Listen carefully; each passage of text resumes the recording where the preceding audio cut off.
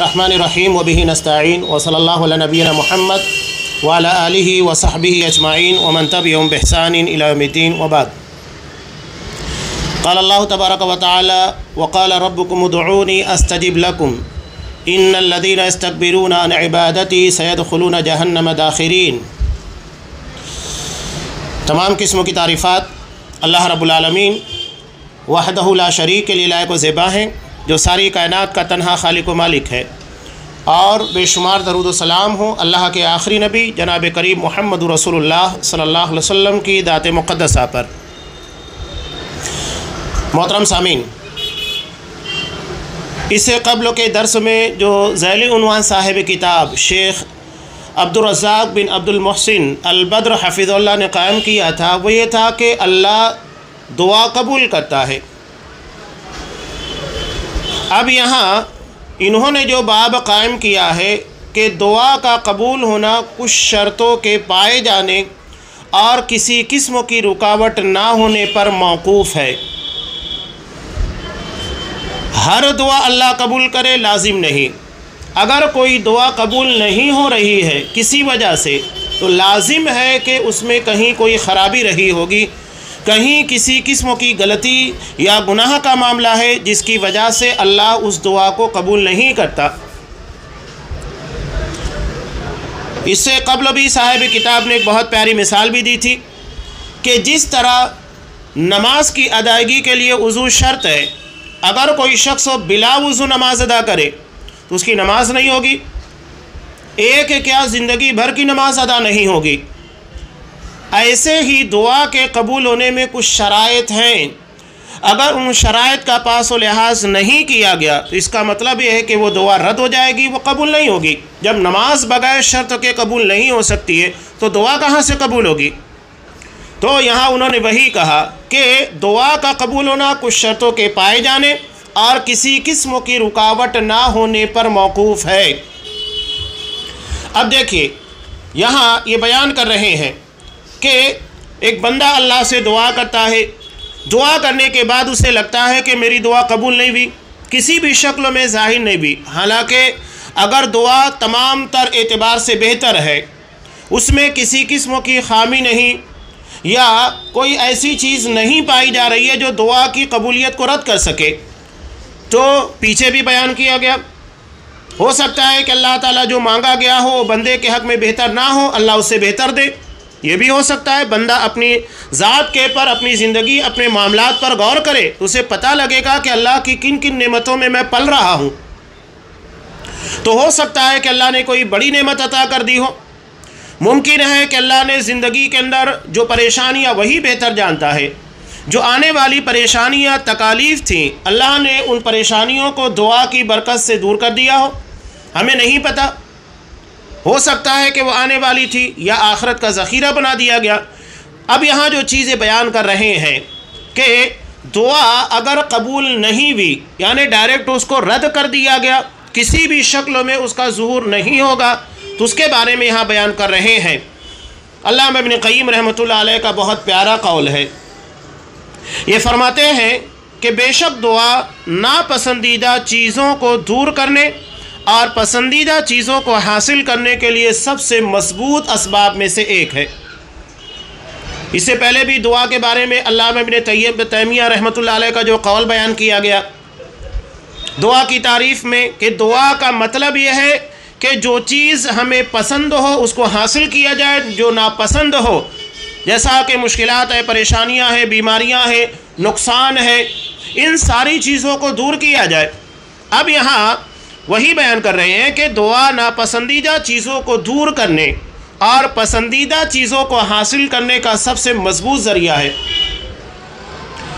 لیکن کبھی کبھی اس کے اثرات ظاہر نہیں ہوتے۔ لگتا ہے کہ دعا مانگی گئی لیکن دعا مانگنے کے بعد جو چیز تھی ہمیں وہ ملتی ہوئی نظر نہیں آ رہی ہے، اس کا اثر ہمیں نہیں دکھائی پڑ رہا ہے۔ تو یا تو دعا میں کسی قسم کی کمزوری ہوتی ہے، بذات خود دعا جو مانگی جا رہی ہے اس میں کمی پائی جا رہی ہے، جیسا کہ دعا میں کسی قسم کی سرکشی، ظلم ہو۔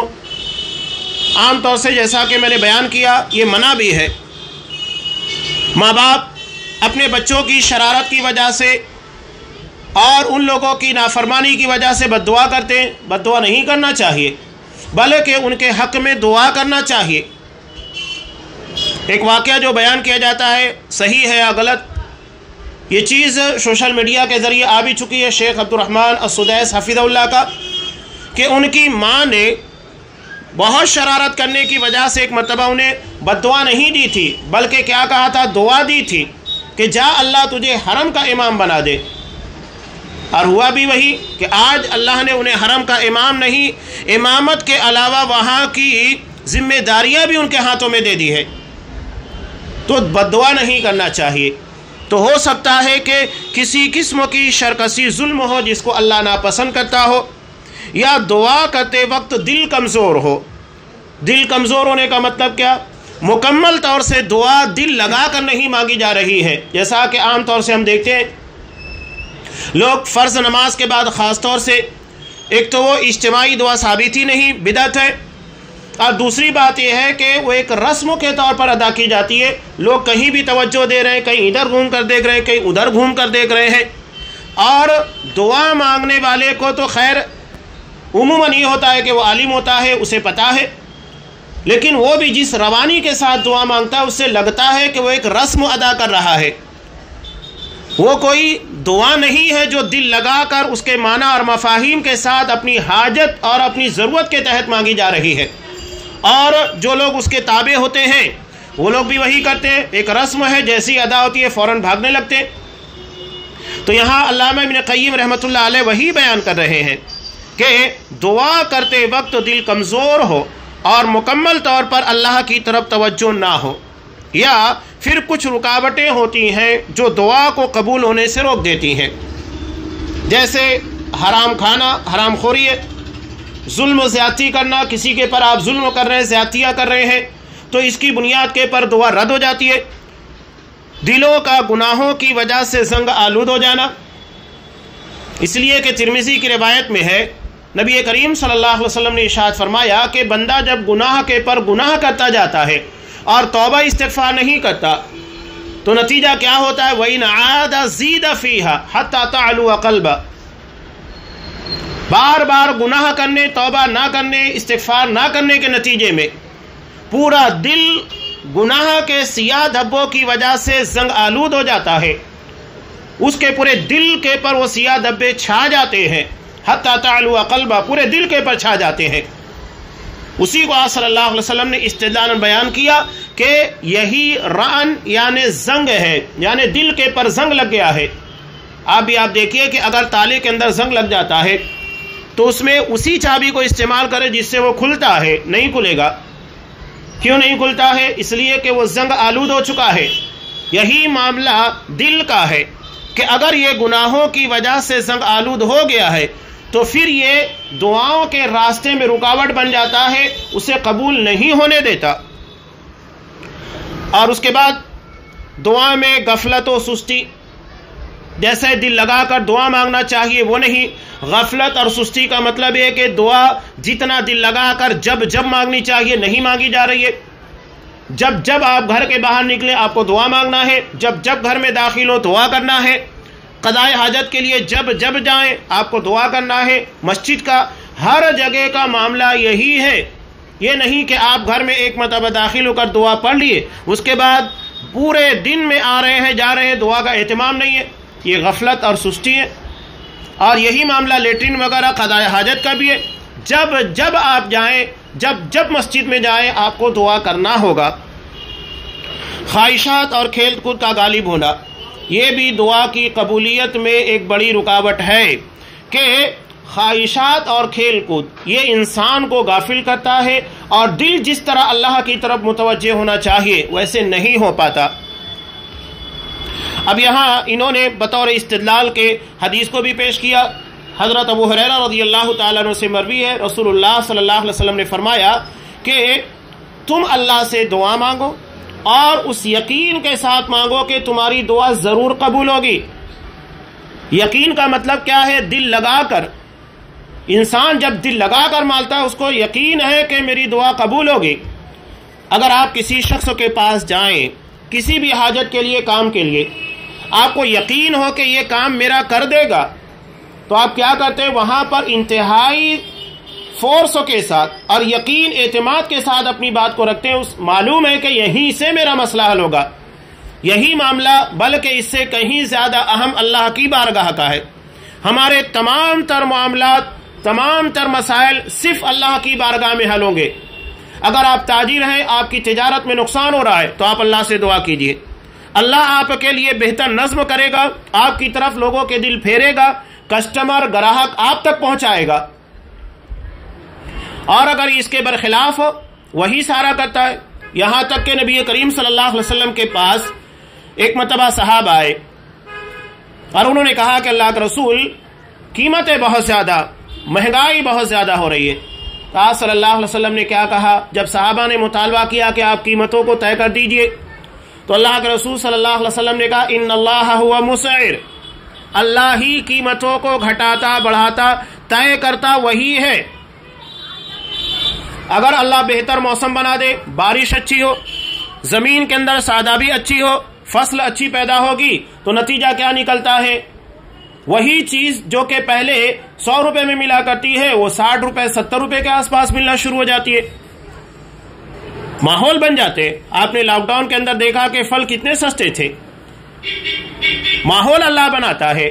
آپ کو جو انگور 80 روپے 100 روپے کلو میں ملتے ہیں، لاک ڈاؤن کے اندر آپ کو 30 روپے 40 روپے میں اویلیبل تھے، مہیا تھے. حالات کس نے پیدا کیے؟ اس کی قیمتوں کے بارے میں اللہ نے طے کیا. تو یہ اللہ طے کرتا ہے. حالات یہ بناتا ہے کہ کون سی چیزوں کی قیمت کیا طے ہوگی.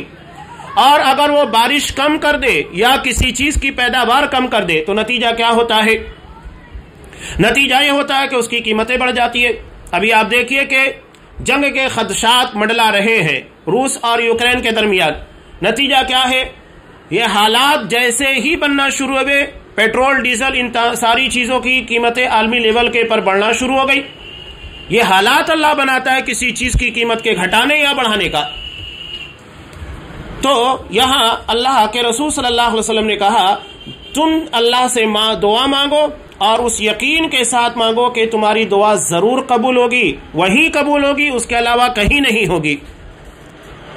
اور اچھی طرح جان لو کہ اللہ تعالیٰ بے پرواہی اور بے توجہی سے مانگی ہوئی غفلت اور لہو و لعب میں مبتلا دل کی دعا قبول نہیں کرتا.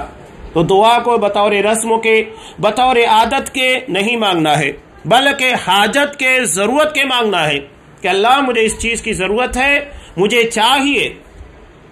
گھر کے باہر نکلتے وقت آپ صلی اللہ علیہ وسلم کی ایک پیاری دعا جسے امام ابو داؤد رحمۃ اللہ علیہ نے نقل کیا. کتنی پیاری دعا آپ نے مانگی. اللہم انی اعوذ بک ان اضل او اضل او اذل او اذل. پوری دعا ہے کہ اللہ میں تجھ سے پناہ طلب کرتا ہوں کہ میں خود گمراہ ہو جاؤں، بھٹک جاؤں، یا مجھے بھٹکا دیا جائے. انسان گھر کے باہر کس کام کے لیے نکلتا ہے؟ کوئی کام ہوگا، کوئی چیز سامان خریدنے جا رہا ہے اس کے لیے نکلا ہوا ہے، یا گھر کے کوئی اور کام کے لیے.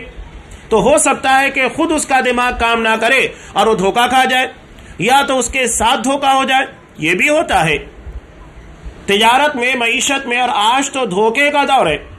تجارت میں عمومی طور پر یہ چیز ہوتی ہے کہ دھوکہ دہی ہوتی ہے، تو وہاں پناہ طلب کی جا رہی ہے، میں پھسل جاؤں یا مجھ کو پھسلا دیا جائے.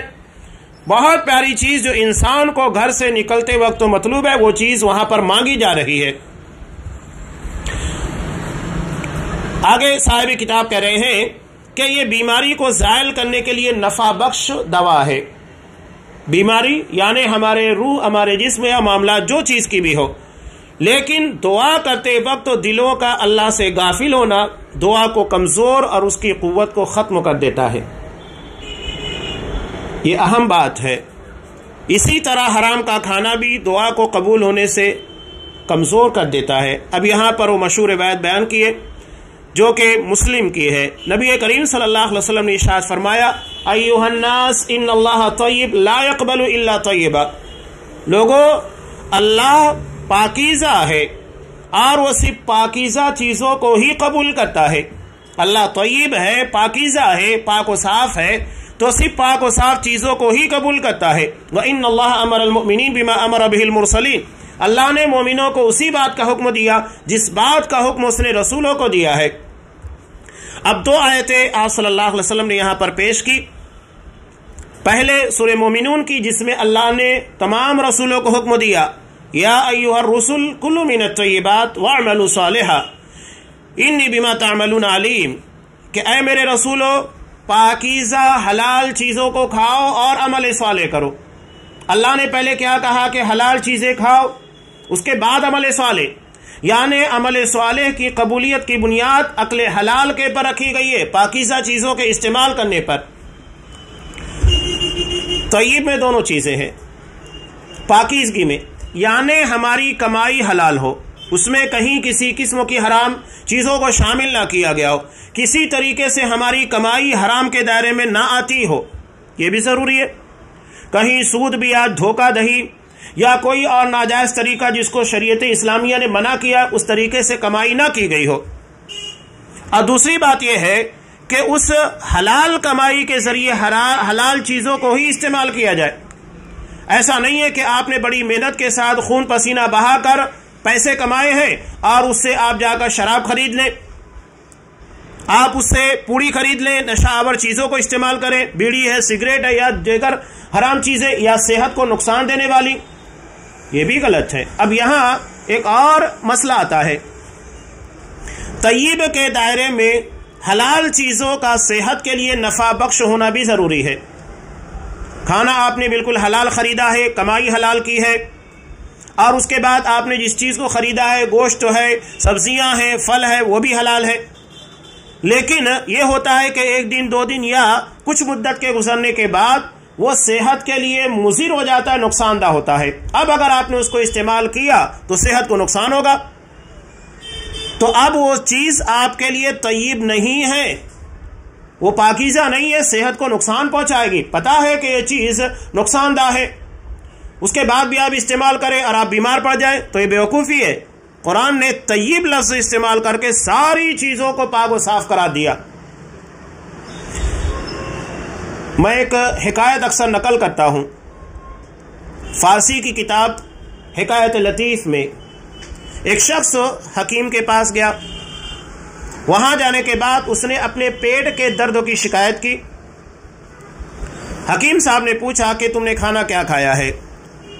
تو اس نے کہا کہ کچھ روٹیاں تھی جو باسی تھی اور جلی ہوئی تھی، انہیں میں نے استعمال کیا. تو کہا کہ ٹھیک ہے، پہلے تمہاری آنکھوں کا علاج ہوگا. تو وہ کہنے لگا میری آنکھ میں کوئی تکلیف نہیں ہے، میں تو پیٹ کا درد آپ کے سامنے لے کر آیا ہوں. تو حکیم نے کہا کہ اگر تیری آنکھیں صحیح ہوتی تو تجھے پتا ہے کہ یہ روٹیاں جلی ہے، باسی ہے، اسے کیوں کھاتا؟ اسی کے کھانے کی وجہ سے پیٹ میں تکلیف ہوئی ہے. تو جب اللہ نے ہم کو آنکھیں دی ہے، سمجھ عطا کیا ہے کہ کون سی چیز صحت کے لیے مضر ہے، نقصان دہ ہے، فائدہ مند ہے، اس کے بعد بھی اگر ہم تمیز نہ کریں تو ہماری بے وقوفی ہے. تو اللہ نے کہا کلوا من الطیبات، پاکیزہ چیزیں استعمال کرنا ہے، جس کی کمائی حلال کی ہو، چیزیں حلال ہو، صحت کے لیے مفید ہو، نقصان دہ نہ ہو. وَاعْمَلُوا صَالِحًا، اور نیک عمل کرو. انی بما تعملون علیم، میں تمہارے تمام تر اعمال کے بارے میں خبر رکھتا ہوں. قرآن نے بہت پیاری بات کہی. یہ تو ظاہری چیز تھی کہ آپ کی کمائی حلال، کھانا حلال، چیزیں صحت کے لیے مفید ہے. اس کے بعد تم عمل کر رہے ہو جو آج صلی اللہ علیہ وسلم کی سنت کے مطابق ہے. لیکن میں تمہارے عمل کو جانتا ہوں کا مطلب یہ کہ تمہارے دل میں کیا چل رہا ہے وہ میں جانتا ہوں. تو اپنی نیت کے پر بھی توجہ دینا ہے، ورنہ اگر ظاہری اعتبار سے تمام چیزیں صحیح ہیں لیکن نیت کے اندر خرابی پائی جاتی ہے تو ہمارے عمل اللہ کے ہاں قبول نہیں ہوگے. اور یہی معاملہ دعا کا بھی ہے. ظاہری اعتبار سے تمام چیزیں لیکن دل کے اندر غفلت، لاپرواہی، بے توجہی یہ پایا جا رہا ہے تو پھر ہماری دعا اللہ کے ہاں قبول نہیں ہوگی. تو اپنے دل کے بارے میں، نیت کے بارے میں بھی توجہ دینا ضروری ہے، جو بنیاد ہے. اسی لیے امام بخاری رحمۃ اللہ علیہ نے سب سے پہلی روایت جو نقل کی وہ یہی ہے، انما الاعمال بالنیات، تمام تر اعمال صالحہ کا دار و مدار نیتوں پر ہے. نیت اگر صحیح نہیں ہوگی تو اللہ کے یہاں پر کوئی معاملہ بننے والا نہیں. نبی کریم صلی اللہ علیہ وسلم نے اس لیے ارشاد فرمایا مجھے دجال سے زیادہ تم لوگوں کے پر کس بات کا خوف ہے؟ الشرک الخفی، چھپا ہوا شرک، یعنی جو ظاہر نہیں ہوتا. اگر کوئی شخص جا کر مزار کے سامنے سجدہ کرے دکھائی دے رہا ہے، اگر وہ کسی بت کی پوجا کر رہا ہے، کھلا ہوا شرک لوگوں کی نظر میں آ رہا ہے، لیکن ایک آدمی کا شرک چھپا ہوا ہے، شرک خفی ہے جو اس کے ارادوں میں، اس کی نیتوں میں ہے۔ اللہ کے رسول نے کہا کہ وہ یہ ہے کہ بندہ نماز پڑھتا ہے، نماز پڑھتے ہوئے وہ اپنی نماز کو بہتر بناتا ہے، کس لیے؟ اللہ کے لیے نہیں، بلکہ وہ دیکھتا ہے کہ لوگ مجھے دیکھ رہے ہیں، تو اس بنیاد کے اوپر اپنی نماز کو بہتر سے بہتر پڑھتا ہے کہ لوگ میری نماز کی تعریف کریں، یا اپنے دل میں سوچے کہ میں کتنا اچھا نماز پڑھتا ہوں۔ سوچئے کہ اللہ کی عبادت میں شرک گھس جاتا ہے۔ اس بارے میں اللہ کے رسول نے کہا کہ مجھے دجال سے زیادہ خوف ہے، اس لیے کہ دجال آئے گا تو جو لوگ موجود ہوں گے انہی لوگوں کے لیے فتنہ بنے گا، وہ ہمارے لیے فتنہ نہیں ہے، اس لیے کہ ابھی وہ آیا نہیں ہے۔ جب آئے گا تو اسی زمانے کے اور موجود لوگوں کے لیے فتنہ ہوگا، لیکن شرک خفی تو ہر زمانے کے لوگوں کے لیے خطرہ ہے، اس لیے کہا کہ مجھے دجال سے زیادہ خوف ہے۔ اللہ نے وہی بات یہاں کہی، میں تمہارے عمل کو جانتا ہوں، یعنی اس کے اندر نیت میں اخلاص ہے نہیں ہے، ریاکاری ہے کیا ہے، میں سب جانتا ہوں۔ تو ظاہر کو بھی صحیح رکھنا ہے، باطن کو بھی صحیح رکھنا ہے۔ اس کے بعد یہاں پر ایک آیت اور نبی کریم صلی اللہ علیہ وسلم نے نقل کی، یہاں خطاب کن سے تھا؟ رسولوں سے تھا۔ اب اگلی آیت جو سورہ بقرہ کی ہے اس میں خطاب اہل ایمان سے ہے، کہا یا ایھا الذین آمنوا کلوا من طیبات ما رزقناکم واشکروا للہ ان کنتم ایاہ تعبدون، کہ اے ایمان والو ہم نے جو تمہیں پاکیزہ روزیاں عطا کی ہیں اس میں سے کھاؤ، اللہ کا شکر ادا کرو اگر تم اللہ کی عبادت کرنا چاہتے ہو۔ یعنی عبادت عقل حلال کے پر ہے۔ یہاں صلی اللہ علیہ وسلم نے کیا کہا تھا؟ اللہ نے مومنوں کو اسی بات کا حکم دیا ہے جس بات کا حکم اس نے رسولوں کو دیا، تو یہاں بتا دیا پہلے رسولوں کو حکم دیا گیا پاکیزہ چیزیں استعمال کرنے اور عمل صالح کرنے کا، وہی حکم اللہ نے تمام مومنوں کو دیا کہ تم بھی اگر اللہ کا شکر، اس کی عبادت کرنا چاہتے ہو تو اپنی غذا کو، اپنی کمائی کو بہتر بناؤ، طیب کے دائرے میں رکھو، اسے پاکیزہ رکھو، کسی طریقے سے وہ حرام کے دائرے میں نہ جائے۔ اس کے بعد آپ صلی اللہ علیہ وسلم نے تذکرہ کیا بطور تمثیل کے، بطور مثال کے، ثم ذکر الرجل یطیل السفر، ایک ایسے آدمی کا تذکرہ کیا جو لمبا سفر طے کرتا ہے۔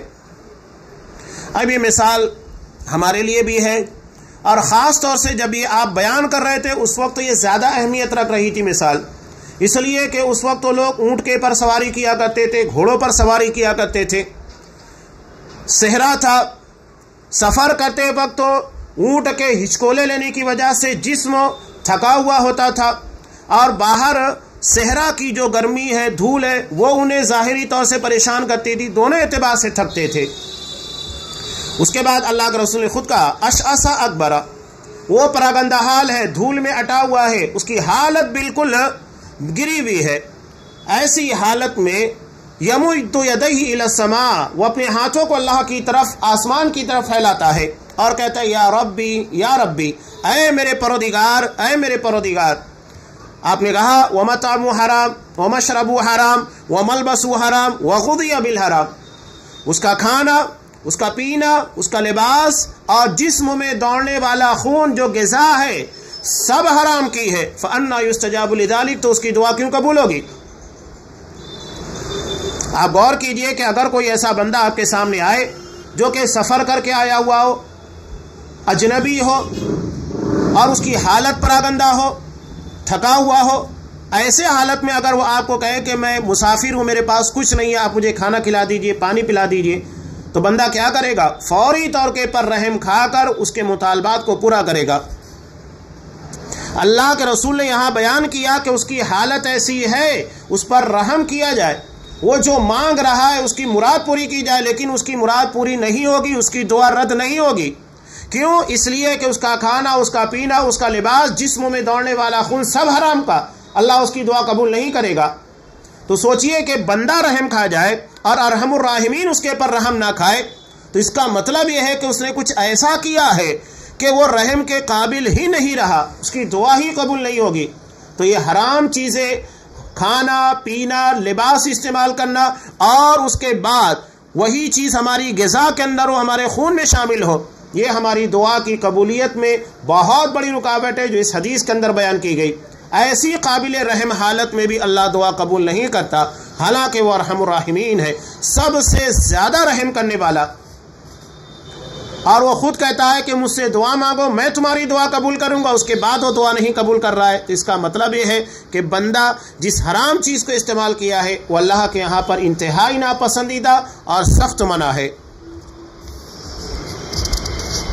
آگے صاحب کتاب بیان کرتے ہیں کہ ان دلیلوں میں یہ احادیث بھی ہے، جیسا کہ آگے انہوں نے صحیحین کی روایت کو بیان کیا۔ حضرت ابو ہریرہ رضی اللہ تعالیٰ عنہ سے مروی، نبی کریم صلی اللہ علیہ وسلم نے ارشاد فرمایا یستجاب لأحدکم ما لم یعجل، اللہ تمہارے میں کسی شخص کی دعا جو وہ کر رہا ہے اس کو قبول کرتا ہے جب تک کہ وہ جلدی نہ کرے، گھائی نہ مچائے۔ وہ کیا کرتا ہے گھائی مچاتے ہوئے، جلد بازی کرتے ہوئے؟ وہ کہتا ہے دعوت فلم یستجب لی، کہ میں نے تو دعا کی لیکن میرے دعا قبول ہی نہیں ہوئی۔ اکثر لوگ کہتے ہیں یہ بات، حدیث کے اندر جو چیز بیان کی گئی ہے وہ برحق ہے، اور یہ چیز مشاہدے میں آتی بھی ہے۔ دعا کرنے والا دعا کرتا ہے 1 مرتبہ 2 مرتبہ 3 مرتبہ، جتنی مرتبہ کرے، اس کے بعد وہ شکایت کرتا ہے یار دعا مانگ رہا ہوں لیکن کچھ سمجھ میں نہیں آ رہا ہے۔ تو یہ جلد بازی کرنا مناسب نہیں ہے، یہ دعا کی قبولیت میں رکاوٹ ہے۔ آپ دعا مانگ رہے ہیں، کسی ہوٹل میں یا کسی دکان کے پر جا کر آرڈر نہیں دے رہے ہیں کہ مجھے یہ چیز چاہیے دو، میں تمہیں یہ پے کر رہا ہوں۔ دعا اللہ سے مانگی جا رہی ہے بغیر کسی عوض کے۔ ایسا نہیں ہے کہ اللہ کے پاس آپ کچھ لے کر گئے اور اس کی بنیاد پر کہہ رہے ہیں کہ اس کے بدلے میں مجھے یہ چیز چاہیے، نہیں، آپ تو بغیر کسی عوض کے، بغیر کسی بدلے کے اللہ سے دعا مانگ رہے ہیں، اور وہ بھی ایسی چیزیں جس کا ہم تصور نہیں کر سکتے، سب وہی عطا کرتا ہے۔ تو جلد بازی دعا کی قبولیت میں رکاوٹ بنتی ہے، جلد بازی سے اپنے آپ کو بچانا چاہیے۔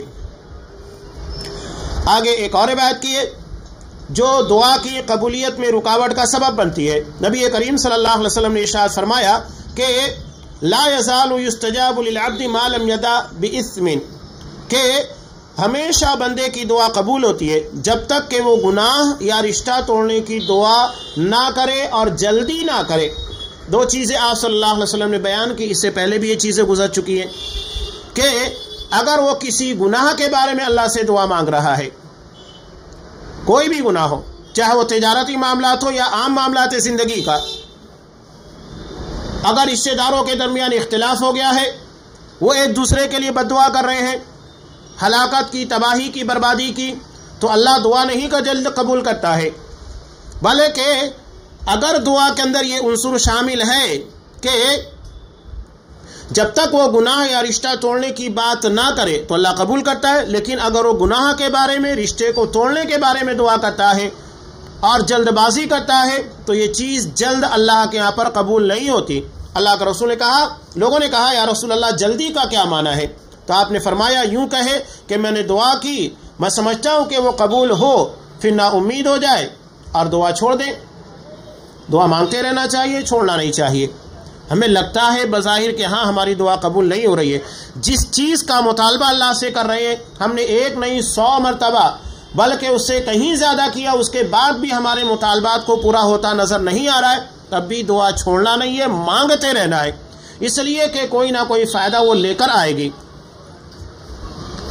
علامہ ابن قیم رحمۃ اللہ علیہ بہت پیاری مثال دیتے ہیں، بہت پیاری مثال ہے۔ جو لوگ دعا کے بارے میں جلد بازی کرتے ہیں اور سمجھتے ہیں کہ ہماری دعا کیوں نہیں قبول ہو رہی ہے، یہ مثال دے رہے ہیں کہ ایسے لوگ جو دعا کرنے کے بعد جلد سے جلد اس کے اثرات کو یا اس کے قبولیت کے فرمان کو چاہتے ہیں، لگتا ہے کہ فوری طور پر میری یہ دعا قبول ہونا چاہیے، اس کے بارے میں کہہ رہے ہیں یہ اس شخص کی طرح ہے جو کوئی بیج بوتا ہے یا کوئی پودا لگاتا ہے، اس کی حفاظت کرتا ہے، اسے پانی دیتا ہے، اور جب وہ پودے کے مکمل اور بڑے ہونے کی جلدی توقع کرنے لگتا ہے تو اس کو چھوڑ دیتا ہے۔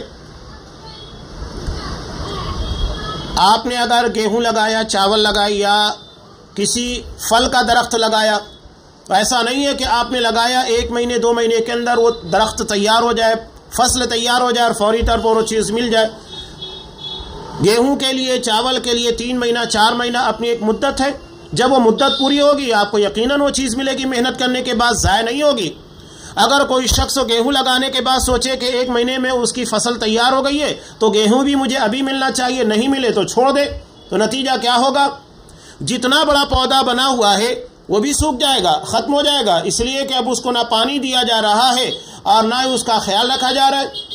لیکن اگر وہ تھوڑی سی محنت اور کرے گا، پانی دے گا، دیکھ بھال کرے گا، وقت جیسے ہی آئے گا یقیناً اسے اناج کی شکل کے اندر بہترین فصل ملنے والی ہے۔ تو گھائی نہیں کرنا ہے۔ جو لوگ یہ سمجھتے ہیں کہ ابھی پودا لگایا، کچھ دنوں میں بڑا ہوا، ہرا بھرا ہوا اور فوری طور کے پر ہمیں وہ اناج دینے لگے یا پھل دینے لگے، ایسا نہیں ہوتا ہے۔ بلکہ آم جیسے درختوں کے بارے میں مشہور ہے کہ یہ 3 سال لگا دیتا ہے پھل کے دینے میں، 5 سال تک لگتا ہے، لیکن جب وہ دینا شروع کرتا ہے تو پھر وہ زندگی بھر دیتے رہتا ہے۔ تو دعا کا معاملہ بھی یہی ہے، اور اس پیچھے بہت ساری باتیں گزر بھی چکی ہیں کہ اگر واقعتاً وہ چیز فوری طور کے پر ہمارے لیے مناسب ہے، اللہ فوراً دے دے گا۔ اس کی الگ الگ شکلیں ہیں جو اللہ کے لیے اللہ بہتر جانتا ہے، وہ علیم ہے، وہ حکیم ہے۔ ایک بہت پیاری بات یہاں پر صاحب کتاب نے نقل کی ہے کہ اللہ کا فرمان ہے وَلَوِ اتَّبَعَ الْحَقُّ أَهْوَاءَهُمْ لَفَسَدَتِ السَّمَاوَاتُ وَالْأَرْضُ وَمَنْ فِيهِنَّ، کہ اگر حق ان کی خواہشوں کے پیچھے چلنے لگے تو یقیناً زمین و آسمان اور ان کے درمیان کی ہر چیز درہم برہم ہو جائے۔ حق ہماری اتباع نہیں کرے گا، یعنی جو سچائیاں ہیں، جو حقیقتیں ہیں، ہمیں اس کی پیروی کرنا ہوگا۔ یہ بات یاد رکھیے گا، قرآن مجید کی آیت کو لا کر بیان کیا گیا ہے۔ ہو سکتا ہے کہ جو چیز بندہ مانگ رہا ہو اس کے حق میں بہتر ہو، اس کو لگتا ہے، لیکن وہ چیز دوسروں کے لیے مضر ہو جائے۔ میں نے مثال بھی دی، آپ اللہ سے مال و دولت مانگ رہے، اپنی تجارت میں برکت مانگ رہے، ہو سکتا ہے کہ اللہ نے جتنا آپ کو دیا وہ ضرورت پوری ہو رہی ہے، لیکن آپ مزید برکت کی دعا کر رہے ہیں، اللہ آپ کو مزید نواز دے، تو نتیجہ کیا ہوگا؟ آپ کے اندر تکبر پیدا ہو سکتا ہے، آپ اپنے سے کمزور لوگوں کو حقیر سمجھنے لگ سکتے ہیں، جو آپ سے چھوٹے بیپاری ہیں، آپ سے چھوٹے لوگ ہیں۔ یا یہ بھی ہو سکتا ہے کہ کوئی شخص آپ کی ان نعمتوں کو دیکھنے کے بعد حسد کرے اور اس کے بعد آپ کے خلاف کوئی سازش رچے، وہ آپ کے لیے مسئلہ بن جائے۔ یا آپ اپنے رشتہ داروں کے درمیان اپنی مالداری کی وجہ سے معتوب بن جائے، ہو سکتا ہے کوئی نہ کوئی وجہ بن جاتی ہے۔ تو اللہ بہتر جانتا ہے کہ یہ چیز آپ کے لیے مناسب ہے یا نہیں۔ اگر ہر کسی کو اس کی خواہشوں کے مطابق دے دیا جاتا تو نتیجہ کیا ہوتا؟ آج دنیا میں نہ کوئی غریب ہوتا، نہ آزمائش ہوتی۔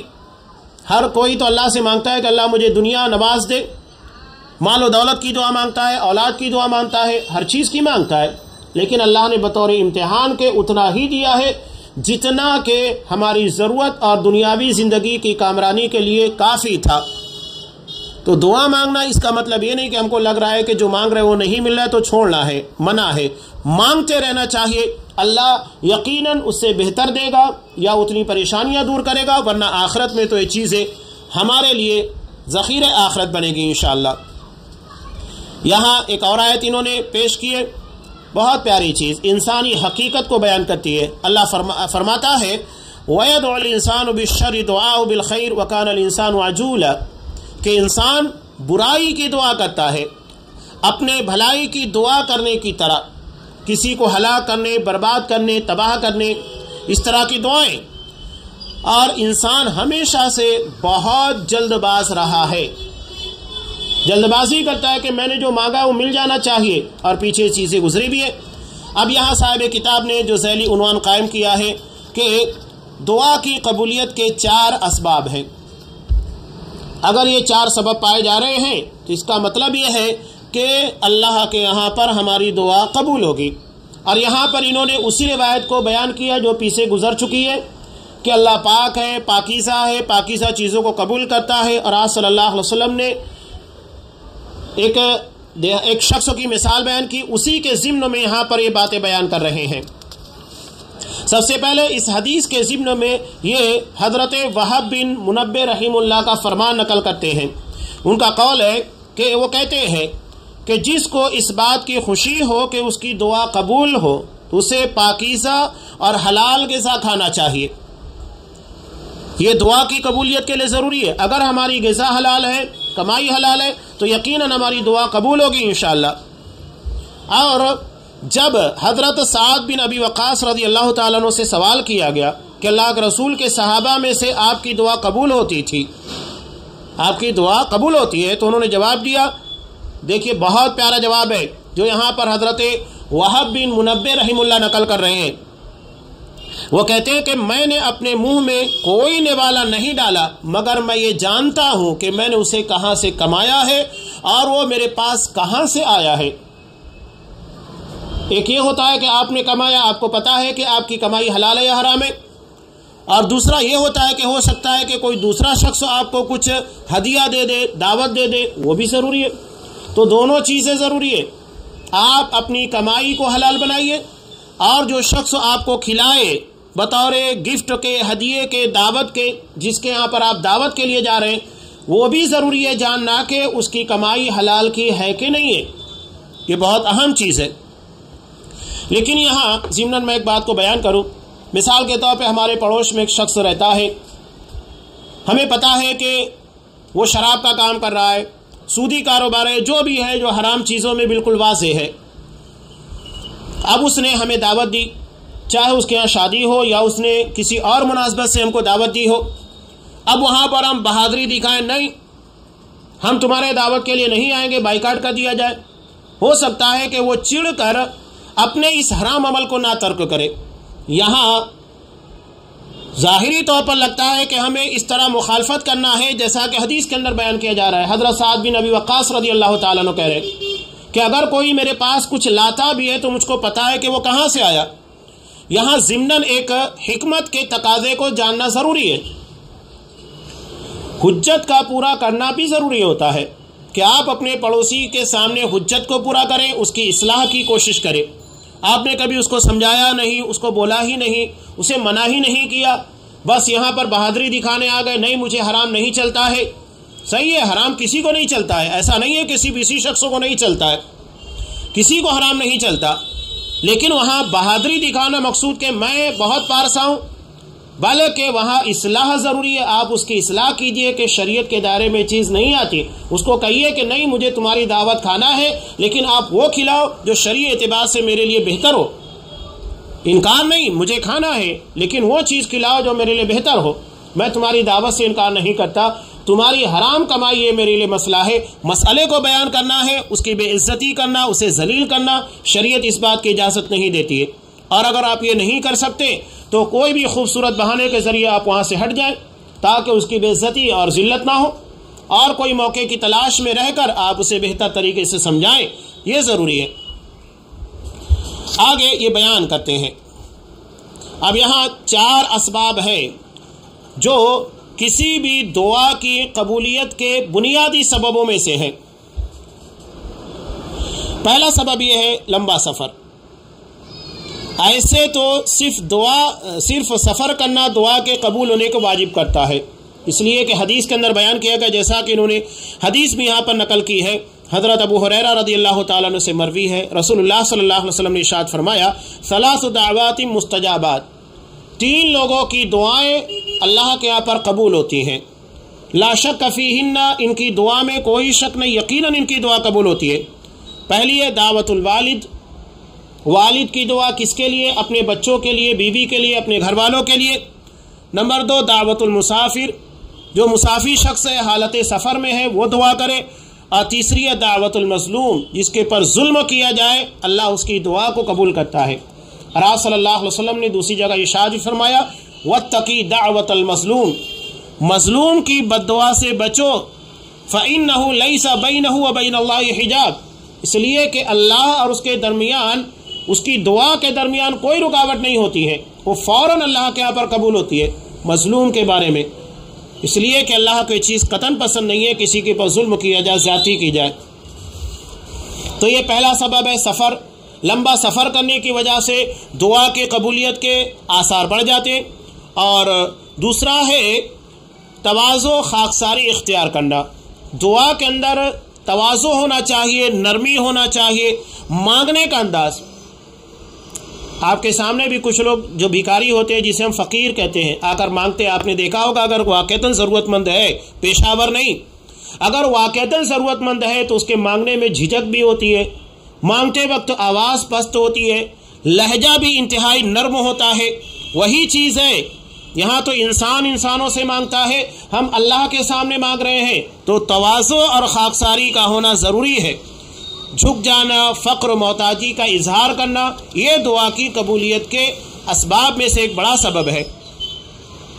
جیسا کہ نبی کریم صلی اللہ علیہ وسلم نے ارشاد فرمایا کہ رب اشعث مدفوع بالابواب لو اقسم علی اللہ لابر، کہ کئی لوگ ایسے ہیں جن پر غبار پڑا ہوا ہے، پریشان حالت میں ہیں، دروازوں پر سے دھکیلے جاتے ہیں، یعنی ان کو ٹھکرا دیا جاتا ہے، لیکن اگر وہ اللہ تعالیٰ کے بھروسے پر قسم کھا بیٹھے تو اللہ تعالیٰ ان کی قسم پوری کرے۔